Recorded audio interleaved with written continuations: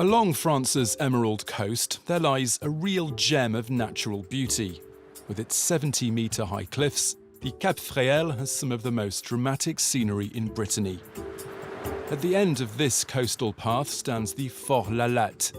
Its owner, Frédéric, knows all the plants that grow on his grounds. Well, this is wild fennel. It grows here naturally. And this is Santolina. It's known as the poor man's box tree. Located on the Latte headland, this jewel of military architecture is listed as an historic monument. Its strategic position gives visitors a unique view over the Cap Fréhel peninsula. Cap Fréhel is a geographical border. There's the Bay of Saint-Brieuc on one side and the entrance to Saint-Malo on the other. Since 1931, the Juan des Langres family has been looking after the fort. Isabelle spends several months of the year in this building, which is filled with history. I'm happy to live somewhere that's so steeped in history. It doesn't scare me. I prefer it, even though there have been battles here. Further west, there are spectacular views over the Morlaix Bay from Pen à Lannes. The scenery is beautiful. Look, Luca, there's the Château du Taureau. Well known for its ornithological reserve, Morlaix Bay is home to more than 60,000 seabirds. On the island of Ouessant, the former lighthouse keeper's cottage has been converted into a holiday home that pulls in the punters. It's calm and relaxing. We've been enjoying all the seafood specialities like crabs and other shellfish. It's all been delicious. From the calmer waters of the English Channel, we head now to the Atlantic. Ladies and gentlemen, we'll shortly be docking at Ouessant. Nicknamed the Far-Flung, this is the last island before you reach America. Have a nice day. Goodbye. Since 1936, the Nividic lighthouse has been guiding those who venture out on these rough waters.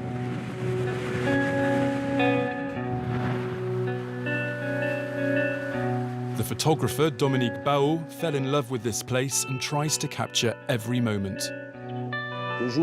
I'm here day or night, in storms, rain or hail, in all types of weather. Through his lens today, he spots some sailors who are braving the swell. Those born here and who've always sailed here know the area very well.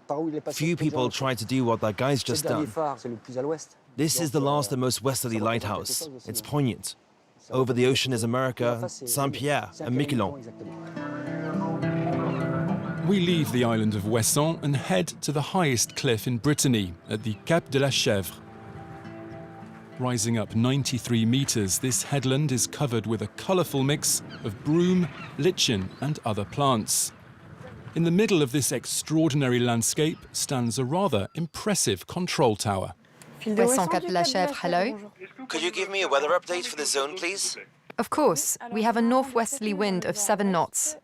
Inside, sailors are busy monitoring the maritime traffic. Can you give me the speed? The area we look after extends from the Tas de Poix to the Vent headland and covers all of the Douarnenez Bay. Each day, hundreds of vessels enter this busy 16-kilometre wide bay.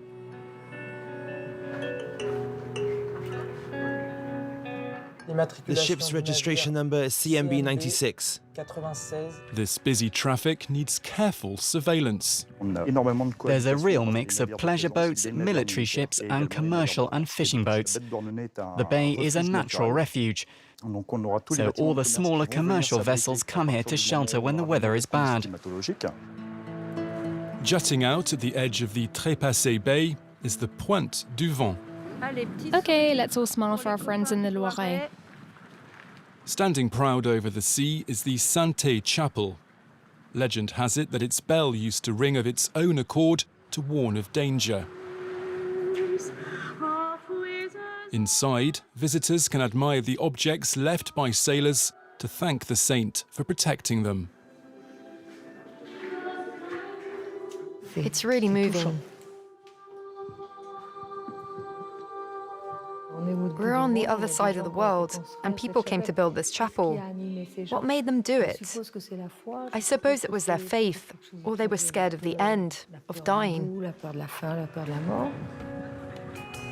At sunset, a fiery sky lights up the Raz Peninsula as the granite cliffs and headlands appear to slip into the waters which lap the Brittany coastline.